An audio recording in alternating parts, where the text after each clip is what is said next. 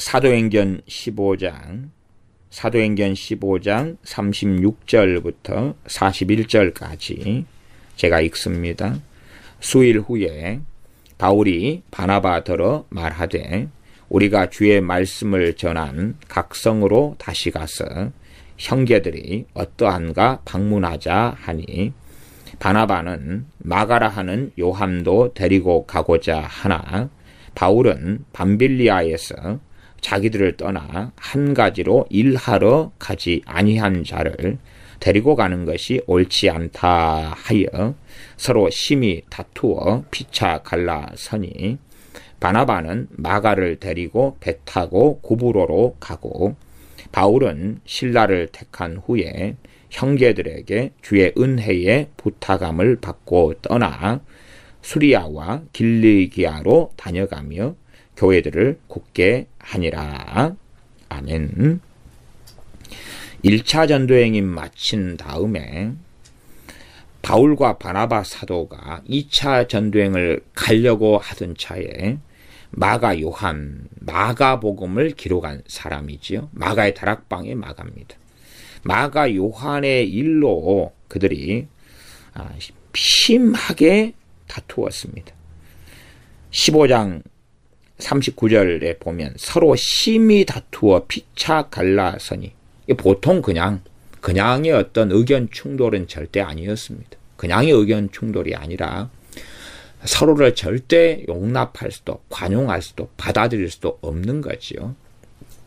역사적으로는 이것보다는 못하지만 비슷한 일 중에 하나가 뭐냐 그러면 우리가 존경하는 주의 종들 가운데 조지 휘필드하고 존 웨슬리의 다툼도 그에 포함됩니다. 조지 휘필드는 칼빈주의자였고 웨슬리는 알미니안주의자였습니다. 그래서 두 사람의 신학적인 견해와 의견 충돌로 인하여서 그들은 함께 할 수 없었고 심하게 다투고 갈라섰습니다. 물론 조지 휘필드 같은 주의 종은 자신이 일찍 먼저 죽었을 때에 장례식 집례하는 사람으로서 존 웨슬리로 하여금 해달라 그렇게 하기도 했습니다. 그러나 그들은 함께 하다가 함께 주님의 복음을 위하여 복음을 전하고 살다가 그들은 신학적인 성경 해석상의 극명한 차이로 인하여서 갈라섰던 것이지요. 사도 바울과 바나바 같은 경우도 이 마가의 일 때문에 심하게 다투고 갈라서고야 맙니다. 사도 바울과 바나바의 의견은 바나바는 37절에 보면 마가라 하는 요함도 데리고 가고자 한다. 사도 바울의 견해는 밤빌리아에서 자기들을 떠나 한 가지로 일하러 가지 아니한 자, 밤빌리아에서 떠나버렸다 그 말이야. 일하러 갔다 그러니 사명을 받고 사역의 자리에서 하나님을 섬기는 그러한 복음 전파의 일에 부르심을 받은 자가 단지 그냥 구경꾼이었다면 덜 심각한 이야기가 되겠죠. 근데 그런 것이 아닌 사람이 힘들고 고난스럽고 고통스럽다는 이유 때문에 떠나버린 것입니다. 그러니 그렇게 무책임하고 그렇게 자기 사명을 제대로 감당하지 않은 이 심각한 문제를 일으킨 그러한 마가를 2차 전도여행 때 그냥 아무런 징계 없이 아무런 책임을 물음 없이 데리고 갈 수 없다는 것입니다. 모세 시대 때에 모세의 형과 누나인 아론과 미리암이 모세에 대하여 반기를 들었습니다. 그때에 아론은 대제사장이기 때문에 하나님께서 넘기셨는데 미리암 같은 경우는 선지자였는데 하나님께서 그냥 넘기지 않았습니다. 모세는 하나님께 기도합니다. 누나인 미리암을 좀 봐달라 그럽니다. 모세에게 반기를 든 것은 결국은 하나님께 반기를 든 것이 되었는데 봐달라 그럴 때에 하나님께서 말씀하시는 것이 부모가 자식의 침을 뱉어도 부정한 것이 시간이 가야 되는데 이 미리암의 경우도 그와 같다.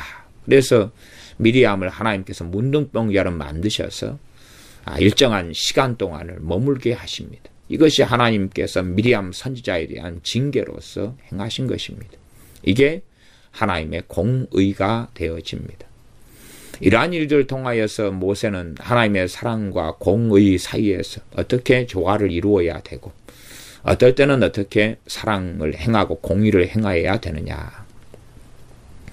우리가 자식을 품 안에 두고서 자식이 일정한 잘못을 할 때까지는 사랑을 하고 나아가서 더 강한 사랑을 하게 될 것입니다. 더 강한 사랑. 더 강한 사랑이 책망, 징계, 초달, 그러나 사랑에 속하면서 공의에 속하지. 그러나 이제 사랑과 공의를 양극단으로 본다면 점점점 공의 쪽에 치중해 갈 수도 있는 것입니다. 그래서 어느 때가 되고 자녀가 20살 넘고 그러면 아예 자녀를 추방해버려야 될 공의를 행할 때가 올 수도 있는 것입니다. 자녀 이제 자식이지만 남남처럼 정리를 해버려야 될 공의를 행할 때도 오는 것입니다. 그러나 어느 범위를 벗어나지 않은 한계 속에서 있다면 징계하고 초달하고 책망하고 용돈을 안 주고 하는 등의 일을 하지만 아직은 쫓아내지 않는 징계가 있을 것이지요. 어느 학생이 학교에서 잘못했다 그러면 그 학생을 그냥 가벼운 징계로 끝날 수 있습니다. 너가 화장실 청소를 지금 한번 해라. 아니면 교실 청소 주번 당번을 일주일간 해라. 그런데 더 심각한 잘못이 되면 과거에는 정학을 시켰습니다. 유기정학, 정해진 기한 동안 한 달 동안 학교에 나오지 못해 등등의 유기정학. 그다음 무기한 정학, 무기정학. 그리고 이제는 너는 여기를 그만 떠나. 그런 자퇴, 퇴학명령. 퇴학도 두 가지 퇴학입니다. 자기 스스로 하는 퇴학인 자퇴가 있고 학교에서 하는 퇴학이 있습니다. 가장 무서운 벌이 퇴학이죠. 퇴학은 공의를 행하는 것이 됩니다. 공의를 행하는 것. 요즘에는 퇴학까지는 거의 잘 사용하는 학교가 없습니다만은 그렇기 때문에 학교가 잘못된 길을 걸어가고 있는 것입니다. 학교가 엉망이 되어져 가는 거죠. 기껏해야 이제 좀 잘못했다 반성문 좀 써라. 아니면 전학을 가버려라. 그렇게 해서 아무 잘못이 아닌 것처럼 학교만 옮겨버리면 되는 문제로 만들어 버리기도 합니다. 그래서 이 공의가 뭔지를 어쩌면 내 품 안에 두고 정학을 시키는 것, 벌을 주는 것, 때론 초달하는 것 학교에서 그것은 사랑에 속하는데 아주 강한 사랑, 징계에 속하겠죠. 그러나 퇴학을 시켜버리는 것은 이제 공의에 해당이 됩니다. 부모 자식 간의 관계에도 그런 이해를 해보셔야 될 것입니다. 그렇게 마가의 일로 바울과 바나바가 사랑과 공의 가운데서 충돌을 일으켰습니다. 바나바는 자기의 조카이지만 바나바는 성품상 정말로 얼마나 귀한 하나님의 종으로 살았는지는 우리가 바나바에 대한 일로서 많이 살펴볼 수가 있습니다. 안디옥 교회에 사역할 때나 예루살렘에 있었을 때나 또한 교회를 핍박했던 사도 바울에게 행한 바나바의 일 등을 통하여서도 우리가 이 바나바가 어떤 사람인지를 살펴보고 알 수가 있습니다. 근데 사도 바울은 데리고 갈 수 없다. 옳지 않다. 공이지. 옳지 않다. 옳을 의자죠. 옳지 않다. 이게 바르지 않다는 거고 바나바는 데려가자. 그 정도 용납 못하고 사랑 못하냐. 그런 입장이죠. 그러나 이러한 입장에서 실상 하나님께서는 사도 바울의 손을 들어서 공의를 행해야 된다고 말씀하신 것이고 오히려 사도 바나바가 하나님의 뜻을 저버리고 벗어나버리고 만 것입니다. 하나님을 오히려 벗어나서 정말로 사랑의 사도 바나바가 오히려 이탈해버리고 만 것이. 오히려 이탈해버려서. 누구하고 똑같이 행해버린 것입니까? 과거에 자기의 조카 마가처럼 행해버리고 말았어. 우리 민주주의 사회에서 아마 이런 일이 벌어지는 것 같아요. 다 내가 주관자다. 내 마음에 들지 않으면 때려치고 갈라서면 되잖아. 내가 주인이고 내가 왕인데. 그러니 이 바나바 사도가 떠나버리고 말았어요. 바나바는 마가를 데리고 배 타고 구브로로 가버렸다. 누가 먼저 행동을 해버렸습니까? 바나바가 먼저 행동을 했지요. 그것이 15장 39절입니다. 바나바는 마가를 데리고 배 타고 구브로로 가버렸어요. 가버리니까 이제 사도 바울이 행동을 해야 되지요. 어째 가버렸어. 저리 간다 그러고 데리고 가버렸어. 떠나버렸어. 꼭 조카 마가처럼 같이 행동해 버린 것입니다. 가버렸어. 하나님의 뜻을 묻거나 인도하심을 묻지 않고 가버렸어. 너하고는 더 이상 내가 사도 바울 당신이 청년 사울이었을 때부터 내가 어떻게 했는데 이 은혜를 너가 이런 식으로 갚냐. 내 조카 마가인데 그렇게 생각하는 것도 사람인지라 있었을 거라고 생각해. 심하게 다투다 보면 무슨 말을 못합니까? 네가 주님 앞에 못된 일하고 살았던 것도 생각해봐봐. 그런데 주님이 용서해주고 용납해주고 너를 사도까지 삼았는데 네는 지금 마가 일보다 더 못된 짓거리하고 살았잖아. 과거를 생각해봐. 그런데도 지금 나도 네를 환영해주고 다 했는데 네는 주님께 사랑을 받아놓고 네는 공의를 행해? 이게 이제 딜레마가 되는 일이 되지요. 그러지 않습니까? 우리가 주님의 사랑과 용서와 긍휼을 받은 사람입니다. 그렇기 때문에 우리는 언제까지나 사랑의 자리에 머물러 있어야 한다고 생각하지요. 근데 문제는 이 바나바와 사도 바울은 책임을 맡은 사람들, 이 하나님께 사명을 받은 사람들이, 누가 더 책임자냐 하는 문제도 있지만 그 이전에 이들은 리더십을 가진 사도들이에요. 그렇기 때문에 협력하여서 하나님의 뜻을 이루어야 돼. 하나님의 뜻을. 그런데 바나바 사도는 마가를 데리고 배 타고 구브로로 가버리고 말아요. 그러니 이제 홀로 남은 사도 바울, 물론 혼자는 아니라 2명의 지도자 가운데 이제 혼자 남았다 그 말이죠. 동역자들은 있어요. 그래서 40절은 바울은 신라를 택한 후에 형제들에게 주의 은혜의 부탁함을 받고 떠났다 그 말이에요. 순리를 이루었죠. 형제들이 남아있잖아요. 형제들이 남아있어가지고 떠나요. 말하자면 다시금 재파송을 받는 것처럼 그렇게 되어지지요. 그러나 바나바 사도는 자기의 분기, 혈기, 성질, 그래서 형제들에게 부탁을 받고 떠나는 게 아니라 야 마가야 꼴 보기 싫다 가자. 어찌 저런 사람과 함께 할 수 있느냐. 어떻게 저렇게 내가 행한 것이 어떤데 지는 은혜 받고 지는 용서 받았으면서 용서 안 해줘. 그잖아요. 용서 안 해줘. 이런 일을 관용할 수가 없어. 사람이 누가 허물이 없어. 누가 실수가 없어. 그러니 저런 인간을 사도라고 다시는 보지 않겠다. 그랬을 수 있는 가능성이 저는 충분하다고 생각합니다. 그리고 떠나버려요. 이게 사도 바울도 아마 이 딜레마가 있었을 거예요. 도대체 어떻게 하는 게 좋을까? 내 무수한 많은 죄, 교회를 핍박했던 죄, 스데반 집사님을 이 가편 투표하여 돌에 맞아 죽게 한 죄부터 시작해서 이러한 모든 죄에도 불구하고 자신을 용서하시며 구원하셨는데 나는 왜 마가를 용납할 수 없는가? 나는 왜 마가와 함께 할 수 없는가? 그를 왜 수용할 수 없는가? 그러나 그것이 하나님 앞에서 성령의 역사이기 때문에 그런 거죠. 자기가 주인된 삶을 살면 사랑과 용서가 더 편할 수도 있어요. 왜? 대인관계 문제가 안 벌어지잖아요. 당장은 봉합해버릴 수가 있는 거예요. 당장은 괜찮아. 그래서 모든 사람이 인정할 수 있도록 마가에게는 징계가 내려져야 되는 겁니다. 그렇지 않으면 마가보다 덜 심하지만 심각한 문제를 일으키는 동역자들한테는 아무런 조치도 취할 수 없는 거예요. 형평성이 안 맞잖아요. 너는 마가보다 덜한 일이니까 뭐 그런 문제까지는 우리가 어떻게 못하는 거야. 마가보다 더 심각한 일을 벌였을 때만 그럴 때만 우리가 그때는 의논해서 관여할게. 그리 돼버리면 난장판이 벌어지고 마는 것입니다. 부모로서 자녀를 양육하면은 사랑을 행할 때도 많이 있어요. 아침에 밥 해주고 용돈을 주고 학교에 보내고 빨래를 해주고 신경 써주고 돌봐주고 저녁 늦게까지 공부하면 간식을 마련해주고. 그러나 이 공의를 행해야 될 때가 아주 많은데 지금 부모들은 자녀를 망가뜨려 버리는 이유가 공의를 행하는 것이 거의 없기 때문에 그래요. 어릴 때는 공의를 행하기보다 이 조망 많은 애를 때릴 때가 어디가 있어. 야단칠 때가 어디가 있어. 좀 야단치면 징징징 짜고 울고 짠하고 그래도 사랑스럽고 이쁘잖아. 그러면서 민난 것 악을 강화시키고 키워버립니다. 그리고 덩치가 커질 때는 이제 속수무책이 되어져 버리고 맙니다. 그러므로 우리가 정말 주님 안에서 사랑과 공의를 행해야 될 때가 언제인지를 더 잘 말씀을 통하여서 분별하고 알아가야 됩니다. 알아가야 돼요.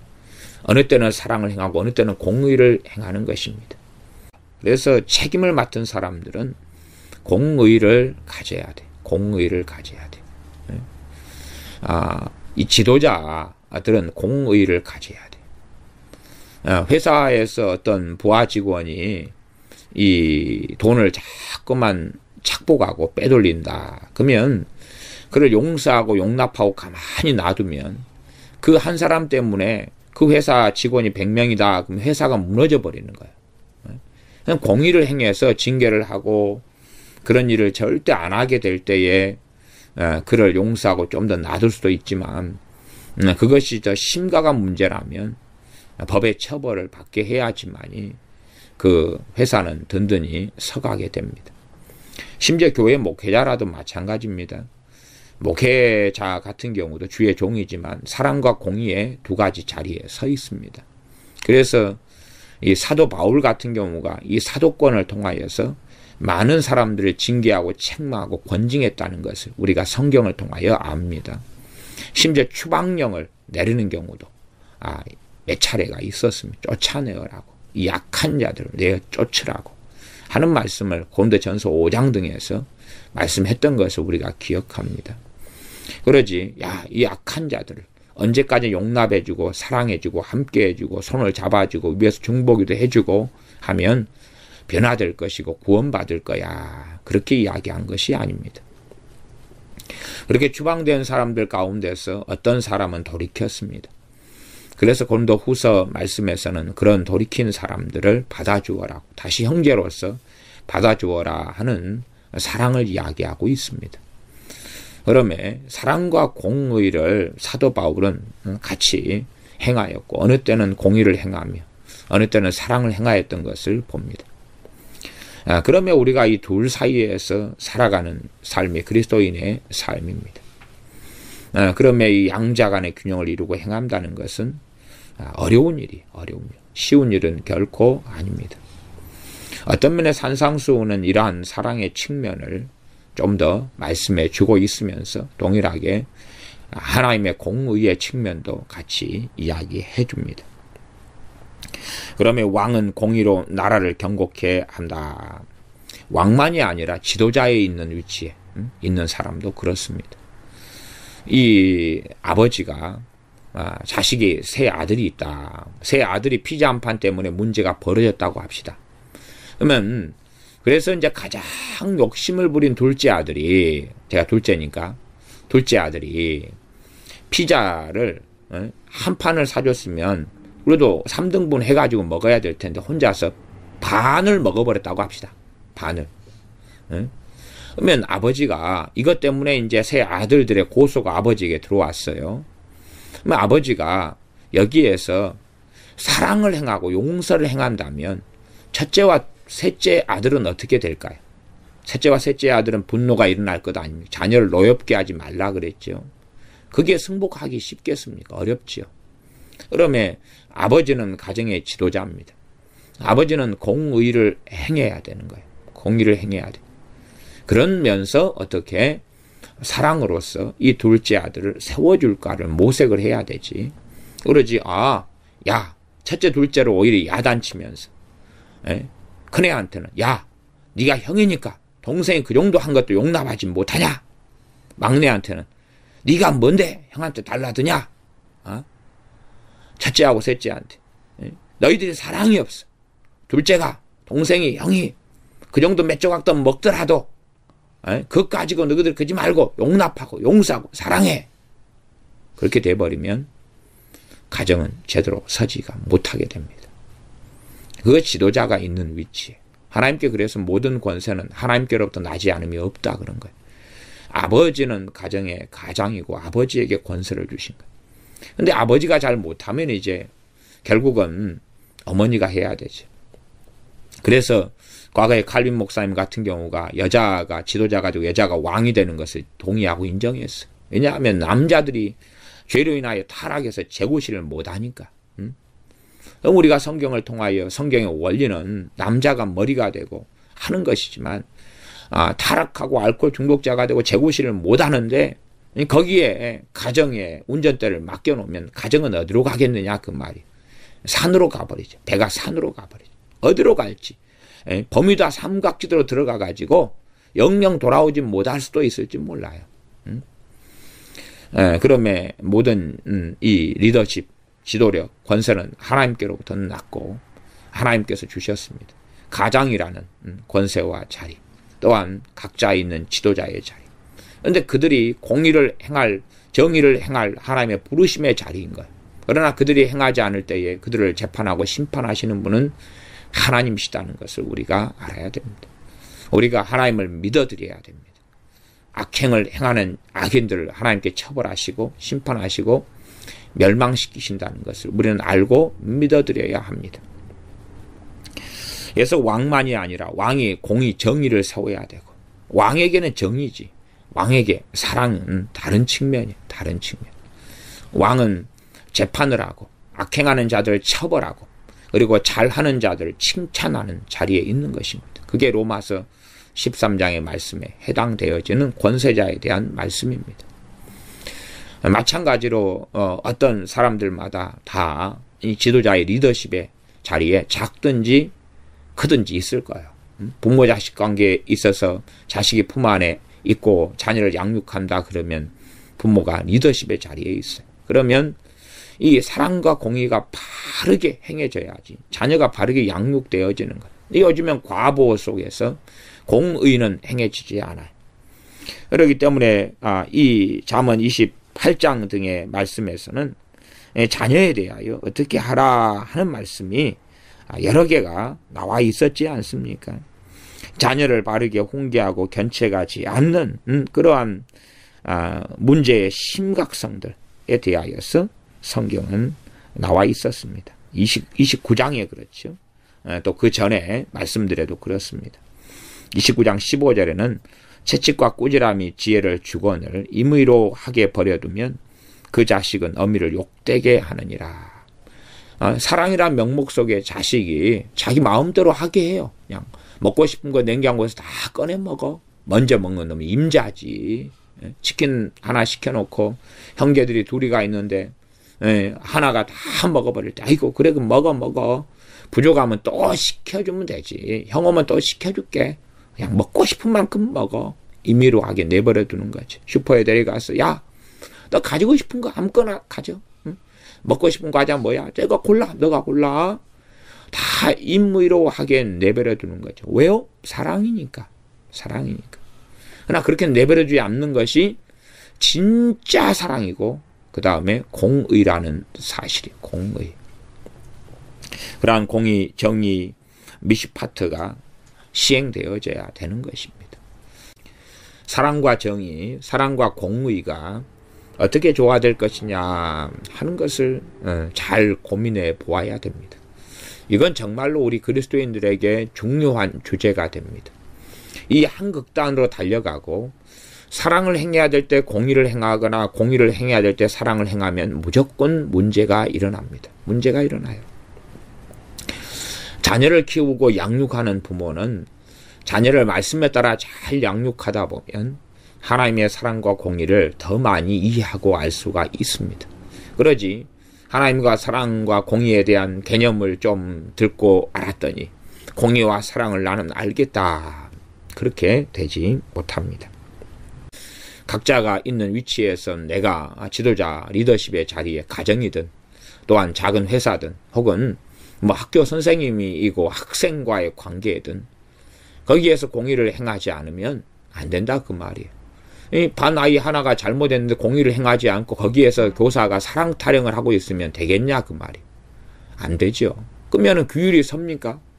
그래서 학교가요. 굉장히 좋은 학생들을 배출하는 학교의 특성은 뭐냐? 그러면 규율과 규범이 철저한 학교가 굉장히 엘리트를 만들어냅니다. 그렇게 될 때 이제 쉬는 시간에 애들이 공부하고 수업 시간에 한눈 팔지 않고 공부하는 이 학업 면학 분위기가 조성이 되어져요. 그러나 아이고 사랑이지. 쉬는 시간에 마음대로 뛰노라. 창의성이지. 그래서 우리 창의력 수업하자 하면서 가르쳐야 될 공부를 안 가르치고 밖으로 나돌게 하는 교사와 학교 시스템이라면 그러면 그 학교를 통하여서 정말 사회에 공헌할 만한 이런 지도자들이나 아니 유능한 인물들을 키워내지 못하고 오히려 암적인 존재를 키워내고 이기적이고 정욕적인 그러한 아이들을 키워내는 그런 암적인 학교가 되고야 맙니다. 그래서 어느 학교를 가면 규율이 바로 섰는가, 머리카락 길이가 얼마가 되고 복장은 어떻게 되고 하는 것이 철저한가, 또 지각했을 때 결석했을 때 하는 처벌이 잘 서 있는가, 아이들끼리의 싸움에서 그것을 잘 바르게 처벌하고 있는가, 이런 것들입니다. 교사들 같은 경우는 문제가 없기를 바라서 공의를 행하기보다는 무슨 문제가 있으면 대강 덮고 살아가려고 합니다. 그러나 그것이 바른 위치가 아니에요. 교사나 교장, 교감이나 어떤 일이 학생들 사이에 생기고 폭력 사건이 생기면 그들은 공의를 행해야 될 입장에 서 있는 사람들이, 그들이 그렇게 하지 않으면 학교는 제대로 돌아갈 수가 없고 학생들은 제대로 정신을 차릴 수가 없는 것이지. 근데 공의를 행해야 될 사람이 행하지 않으면 너무나 복잡하고 복잡해지는 것입니다. 사도 바울과 바나바의 동역자들은 많이 있었습니다. 그런데 이 1차 전도 여행 때 마가가 동행하다가 고난받고 어려우니까 떠나버렸고 야반도주 해버렸습니다. 그러면 이제 이 바울과 바나바가 이 전도 여행의 리더십의 자리, 지도자의 자리에 있습니다. 지도자의 자리에.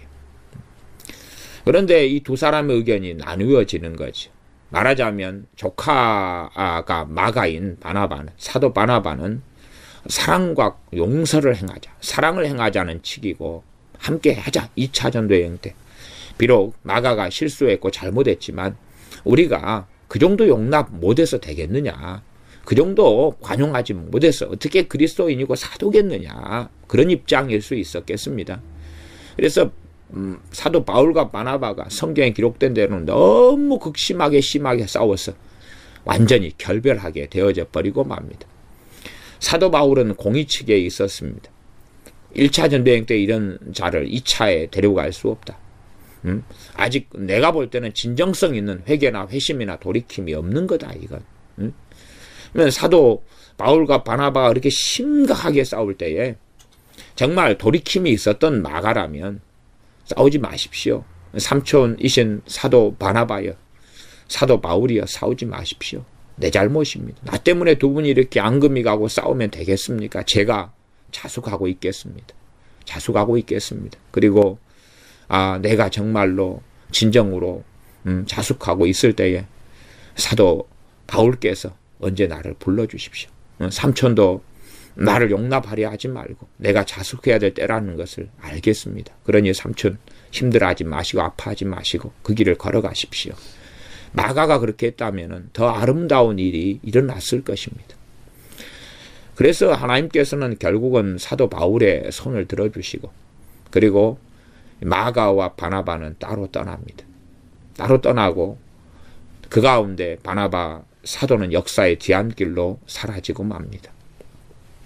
정말 바나바는 참 귀한 하나님의 종이었습니다. 그래서 바나바 사도는 얼마나 많은 사랑과 긍휼을 행했는지 모릅니다. 이 사도 바울이 과거에 교회를 핍박했던 자로서 청년 사울이었을 때에 그때에 이 예루살렘에 왔을 때에 다른 사람들은 사도 바울을 의심하고 청년 사울을 의심하고 무서워하고 그래고 안 만나주고 안 사귀었을 때에 바나바가 손을 내밀었습니다. 또한 안디옥 교회에 사역을 했을 때에 바나바가 손을 내밀어서 사도 바울의 손을 끌어주고 잡아 주었었습니다.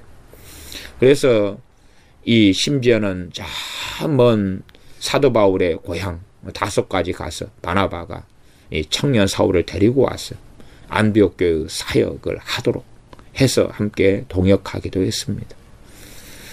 그러면 사랑을 베풀 만한 자리가 되면 그 누구보다도 강력한 사랑의 사도라면 바나바 사도가 되고 협력, 우애, 하나됨의 사도가 바나바 사도가 되어지지요. 그러나 조카 마가일에서는 바나바 사도가 실수를 하고 잘못을 한 것입니다. 함께 오히려 마가를 책망했을 때에 오히려 마가에게 기회를 줄 수가 있었을 것입니다. 그러나 공의를 행해야 될 때에 바나바 사도는 사랑을 행하였고 그로 말미암아 자신의 사역까지도 무너지고야 말았습니다. 그러면 우리가 그러한 사랑과 공의와의 관계를 잘 이해하고 잘 깨닫고 잘 알아야 합니다. 우리가 아시다시피 다윗 같은 경우가 아들 압살롬의 반란에 의하여서 도망자가 됩니다. 도망하여 피신할 때에 이 사울 왕편에 있었던 시므이라는 사람이 나타나죠. 그래서 이 사람이 이 다윗을 심각하게 저주합니다. 그럴 때 다윗의 장수들이 많이 그래도 있었죠. 저 개 같은 놈을 쳐 죽여버리리까 했을 때에 하나님 앞에서 이 수치를 내가 당하는데 손대지 말아라. 하나님께서 이 수치당함을 보시고 나를 불쌍히 여기시도록 손대지 말아라 했습니다. 그때는 공의를 행하지 않아야 될 때라는 것을 다윗은 알았던 것입니다. 다윗 왕은 알았기 때문에 그를 놔두었어요. 이제 다시금 예루살렘에 돌아오게 됩니다. 압살롬이 죽음을 당하게 되고 반란이 정리가 되고 예루살렘에 돌아왔을 때 이 시므이가 와서 잘못했다고 왕한테 와서 빕니다.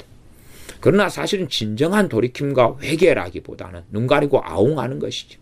이 많은 사람 앞에서 금이 다시 돌아오고 있는 왕 앞에 가서 잘못했다고 비는데 거기에서 왕이 쳐버려버리면 왕만 옹졸한 사람이 되고 그리고 관용과 사랑이 없는 사람이 되고야 말겠지요. 사람들 앞에서 그러는 거예요. 사적으로 그러는 것보다는 진정성이 제대로 없는 사람, 진실하게 돌이키지 않는 사람이 다윗 왕한테 가서 내가 잘못했습니다. 죽을 죄를 저질렀습니다. 죽여주시옵소서 한 거죠. 그러면 그 상황에서 다윗은 관용과 자비를 베풀고 용서해야지요. 그러나 이제 이 땅에 생애를 마칠 때가 되어서 다윗은 아들 솔로몬에게 이야기합니다. 이 시므이를 절대 평안하게 백발로 음부로 내려가지 않게 해라. 너는 지혜로운 자인지 가만히 그렇게 평안하게 이대로 살게 놔둬서는 안 된다라고. 공의를 이제 나 대신 나는 이렇게 죽는데 유언을 남기는데 공의를 너는 행해야 된다. 그때가 됐다 하는 것입니다. 다윗같이 하나님의 마음을 합한 사람, 물론 어려움도 있고 죄도 있고 허물도 있지만은 하나님을 기피한 사람은 역사상 드물지 않습니까? 그러니 다윗은 하나님의 공의를 행해야 될 때, 또 하나님의 사랑을 행해야 될 때, 용서하고 관용해야 될 때를 알고 있었던 것입니다.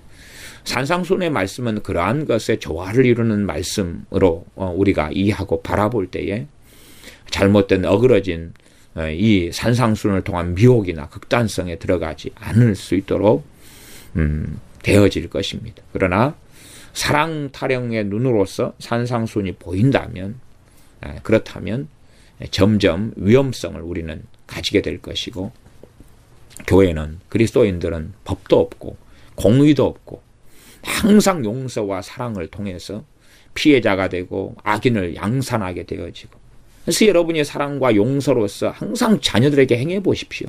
그러면 자녀가 어떻게 되는가를 보면 될 것 아닙니까? 그러면 하나님께서는 사랑을 행하고 서로 사랑하자, 서로 용납하자 말씀하시지만 그러면 함께 이 악한 자들을 쫓아내고 추방하고 징계하고 처벌하고 하는 것을 신약 성경에서도 계속 말씀하고 있는 것을 알아야 됩니다. 기도하겠습니다. 아버지 하나님, 우리가 사랑과 공의와의 관계 속에서 헤매면서 이 두 가지가 어떤 것인지를 잘 이해하지 못할 때가 너무나 많습니다. 그래서 공의를 행해야 될 때 사랑을 행하고 때로는 형제의 잘못을 꾸짖고 책망하여서 그가 회개할 때 용서해야 될 걸 용서를 먼저 남발하면서 상대방을 완악한 자로 만들기도 합니다. 하나님께서 모든 일의 재판관이시기 때문에 우리가 하는 용서는 모든 사람의 용서가 되어져야 하지만 관계적인 부분에서는 그 사람이 진정성 있게 회개하고 돌이킬 때에 용서하고 형제라면 그러한 길을 걸어가야 함에도 불구하고 우리는 회개 없는 용서를 마음대로 자행하면서 믿는 자 사이에 공의가 이루어지지 않고 하나님 앞에 공법과 공도가 이루어지지 않는 그러한 어리석은 삶의 길에 들어서기도 합니다. 그러므로 교회가 점점점 타락해져 가는 이유는 권징이 시행되지 않고 용서와 사랑이란 미명 속에서 잘못된 일을 눈 감아주고 덮어버리기 때문에 그러한 일이 너무나 많사온즉 또한 나라나 국가나의 모든 부분이 그러하온즉 사랑을 행해야 될 때와 공의를 행해야 될 때를 잘 분별하고 알아서 부모는 자녀를 교육하는 가운데 부부라면 부부와의 관계 속에서 또한 우리가 사회에서 빛과 소금으로 살아갈 때에 어떠한 빛은 포근한 빛이 되지만 어떠한 빛이 비칠 때는 이 어두운 것이 드러나고 바퀴벌레가 도망가고 심판이 징계가 임하고 공의가 이루어지는 빛이 비추어지는 것이 있다는 것을 기억하는 우리가 되게 하여 주시옵소서. 우리 주 예수님의 이름으로 기도하옵나이다. 아멘.